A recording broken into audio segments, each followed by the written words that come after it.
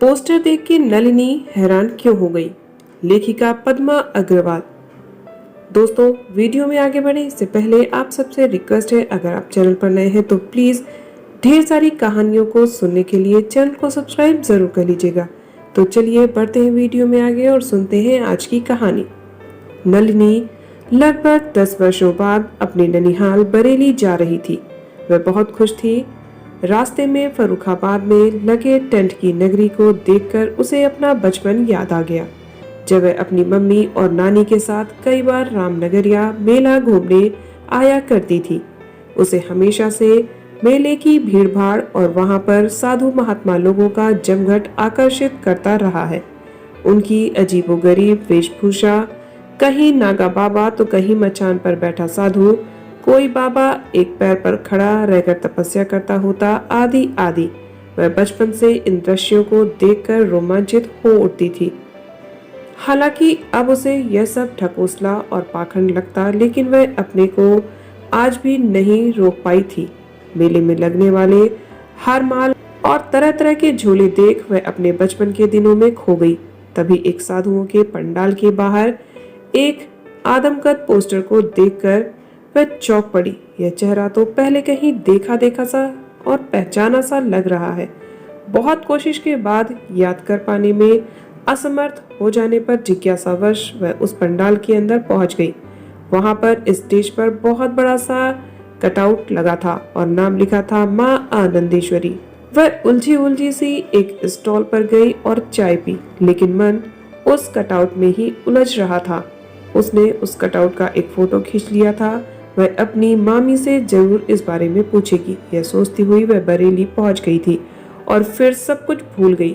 जिन गलियों में वह इक्खट दुक्खट और आइस पाइस खेल खेला करती थी, अब वहां बड़ी बड़ी अट्टालिकाएं और शोरूम खुल चुके थे। जहां बड़े बड़े पेड़ के नीचे से वह नीम की निबोरियां चुनती थी, वहां अब सब कुछ बदल चुका था। लंबे अंतराल में सब कुछ कितना बदल चुका था। नानी के जाने के बाद बड़े मामा भरी जवानी में कैंसर जैसी बीमारी के चलते गुंजन मामी की दुनिया सूनी करके चले गए थे। गुंजन मामी बंगाली परिवार से थी। स्कूल के एनुअल फंक्शन में स्टेज पर उनका गाना सुनकर मामा उन पर रीझ उठे थे। वे रूप रंग में भी बहुत सुंदर थी, गोरा चंपाई रंग और हिरनी जैसी चंचल आंखें। नाना जी ने बहुत कोशिश की कि इस घर में शादी ना हो, लेकिन मामा की जिद के आगे उन्हें हार माननी पड़ी थी। गुंजन दुल्हन बनकर आ गई। मामी का दुल्हन रूप इतना मोहक था कि जो आता वह प्रशंसा किए बिना न रह पाता। उस दौरान पापा के बागेश्वर ट्रांसफर के कारण वह वहीं पर रहकर पढ़ रही थी, इसलिए मामा का संदेशा पहुंचाने के लिए कई बार उनके घर जाया करती थी। नाना जी की निरीह जर्जर काया पलंग के एक कोने में सिमटी हुई थी। उनको इस हालत में देखना उसके लिए सदमा जैसा था। उसको देखते ही उनकी आंखों के कोने से आंसू बह निकले थे। जिस नाना जी की एक आवाज पर सारा घर कांप उठता था, उनके ऐसे रूप की तो बस स्वप्न में भी कल्पना ही नहीं कर सकती थी। वह मुंह घुमाकर बरबस अपने आंसू छिपाने की कोशिश कर रही थी। वह ठीक से संभल भी नहीं पाई थी कि श्रृंगार विहीन गुंजन मामी सूनी मांग और सूने सूने माथे के साथ आकर उसके गले से लगकर सिसक पड़ी। वह भी अपने को नहीं रोक पाई थी और अनायास ही अश्रुधारा बह निकली। चंद मिनटों में मामी संभल गई और उसके लिए उसके मनपसंद आटे के गोंद और मेवे वाले लड्डू व पानी लेकर आ गई। वाओ, मामी बिल्कुल नानी वाला स्वाद है। और वह यादों में खो गई। मामी रोज सिंदूर से अपनी मांग सजाती थी। वे कहती थी कि जितनी लंबी मांग का सिंदूर उतना लंबा पति का जीवन। वह हंसा करती थी और मजाक भी बनाती थी, लेकिन मामी का विश्वास सब झूठा ही निकला।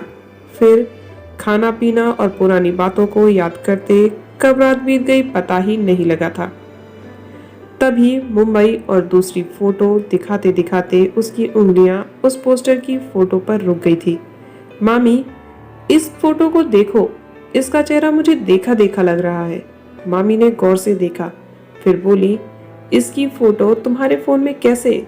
जब उसने मेले की बात बताई तो मामी अपने अतीत में खो गई और बताने लगी, यह आनंदी है, माँ ने बताया था वह किसी स्वामी जी के साथ रहने लगी है। ओह, अब याद आ गया, इसको आपके घर में ही देखा था। नलिनी बोली, हाँ तुम सही कह रही हो। जिन दिनों तुम अपने मामा का संदेशा लेकर आया करती थी, यह मेरे घर पर ही रहा करती थी, लेकिन मेरे यहाँ इसका मन नहीं लगा था और 6 महीने में ही मेरी बुआ के यहाँ इलाहाबाद लौट गई थी। इसकी सुंदरता ही इसके लिए अभिशाप बन गई। बदमाशों से बचाने के लिए बुआ ने इसे मेरे घर भेज दिया था। इसके काम करने के ढंग से हम सब बहुत खुश थे। यह बहुत सुंदर और सलीकेदार थी। इसके 2 नन्हे मासूम बाहर बरामदे में बैठकर सबको टुकुर टुकुर देखते रहते और उन्हें जो दे दिया जाता चुपचाप खा लेते। आनंदी खाना बहुत अच्छा बनाती, रोटी बहुत मुलायम बनाती और बड़े प्यार से सबको खिलाया करती थी।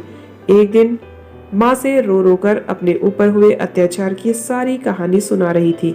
जब वह 12 साल की थी तभी माता पिता ने 40 वर्षीय उम्रदराज दिलीप के पल्ले उसे बांध दिया। वह मासूम कली की तरह थी जो पूरी तरह से अभी खिल भी नहीं पाई थी। दिलीप नशे में डूबा हुआ आया और पहली रात को ही नोच खसोट कर उसे लहूलुहान कर दिया था। अब तो वह उसकी शक्ल देखकर ही कांप उठती, लेकिन अपना वह दर्द किससे कहती। उसकी सुंदरता ही उसके जीवन के लिए विष बन गई। पति काला और अधेड़ हर घड़ी शक की आग में जलता रहता। रात में पी कर आता और पीट पीट कर लहूलुहान करके कमांद होकर अपनी हवस मिटाता। वह प्रेग्नेंट हो गई थी, लेकिन उसकी क्रूरता बढ़ती गई थी। आनंदी सब कुछ झेलती रही थी। यह सिलसिला 2-3 साल तक चलता रहा और इस बीच वह 2 बच्चों की मां बन गई थी। लेकिन जब एक दिन दिलीप नशे में उसकी 2 साल की अबोध बच्ची के साथ गलत हरकत करने की कोशिश कर रहा था, आनंदी सहन नहीं कर पाई और गुस्से में उसने सिल का लोढ़ा उसके सिर पर फेंक कर मार दिया था। दिलीप दर्द के मारे बहुत खूंखार हो उठा था, लेकिन पड़ोस की काकी सामने आकर खड़ी हो गई और आनंदी बचकर बच्चों को लेकर अपने मायके आ गई। लेकिन यहाँ भी चैन कहाँ था। वह बार बार आकर धमकाता और तमाशा करता, लेकिन उसके बापू ने मारकर भगा दिया था। अम्मा 4-6 घरों में बर्तन चौका करती, उसी से रोटी चलती। बापू रिक्शा चलाया करते थे। अब अम्मा ने आनंदी को भी कई घरों में झाड़ू पोछा करने के लिए लगा दिया। उसको शुरू से ही सज धज कर रहने का शौक था। अब जब उसके हाथ में पैसे आने लगे तो वह सस्ते वाले पाउडर, लाली, चिमटी, चूड़ियां आदि खरीद कर ले आती। सुंदर तो वह थी ही। प्रज्ञा दीदी उसे बहुत मानती थी। उन्होंने अपनी कई सारी साड़ियां दे दी थी आनंदी को। प्रमिला आंटी के यहाँ राधे दूध लेकर आता था। वह आनंदी की मुनिया के लिए दूध बिना पैसे के दे देता था। वह हर मंगल को मंदिर में जब सुंदरकांड होता तो ढोलक बजाया करता था। वह भगवान की सुनी हुई कथा सुनाया करता। वह अपने गुरुजी स्वामी सच्चानंद की बहुत बातें करता। उसका गला भी सुरीला था। जब वह माइक पर गाता तो आनंदी आश्चर्य से उसे देखती रह जाती। राधे उसे प्यार भरी नजरों के साथ ढेर सारा प्रसाद दे देता। राधे ने ही मुनिया का स्कूल में नाम लिखा दिया था। जब मुनिया स्कूल ड्रेस पहन बस्ता कंधे पर लटका कर स्कूल जाती तो आनंदी बिटिया के सुखद भविष्य के कल्पना लोक में डूब जाती। आनंदी भी लगभग 20 साल की जवान लड़की और राधे भी गबरू जवान। कहता, मेरी बन जा, तुझे रानी बनाकर रखूंगा। पूरी चाल में सबको उन दोनों के बीच के नैन मटक्का की बात मालूम हो गई थी। उसने स्वामी जी से दीक्षा ले रखी थी। उन्होंने राधे को अपने आश्रम में एक कमरा दे रखा था। वह उसी कमरे में रहा करता था। स्वामी जी उसको अपने बेटे सा मान देते थे, इसलिए उन्होंने उसे बाइक दे रखी थी। सो वह कई बार उसे बाइक पर बैठा घुमाने के लिए ले जाया करता था। अम्मा ने उसकी सब तरफ होने वाली बदनामी से परेशान होकर जब बुआ के सामने सब रोना रोया तो उसे बरेली काम करने के लिए भेज दिया। यहाँ वह 6 महीने भी नहीं रुकी और फिर एक दिन आनंदी चुपचाप राधे के साथ भाग गई थी। इसके बाद कहानी में आगे क्या हुआ ये जानने के लिए कहानी का दूसरा भाग अवश्य देखें और चैनल को सब्सक्राइब जरूर कर लें।